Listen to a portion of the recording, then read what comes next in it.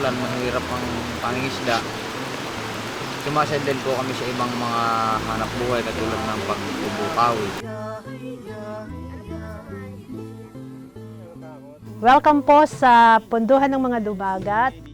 Sa Sierra Madre po, ang advocacy talaga nito ay yung forest protection and rehabilitation ng watershed. Dito nanggagaling ang almost majority ng source ng water sa buong Kamaynilaan. Ito yung forest ranger ng Sagip.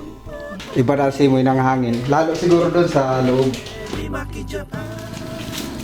Mula dito sa boundary ng Nueva Ecija at DRT, hanggang doon po ang bali iniikutan namin. Yung aming ditong hose na galing doon sa ilog, pinutol. Hindi namin alam kung sino nagputol. Saka di namin rin alam kung anong dahilan kung bakit pinuputol. Mahirap po kami sa pagkain. Pag hindi po tatrabaho na magtataga, ay di po kakain. Gusto ko nga pong mag-aaral at matutupuat para yung pangarap ko matupad ko. Saya kami na naabot ninyo kami para malaman at makilala din ninyo ang pamumuhay ng Patutubong Dumagat.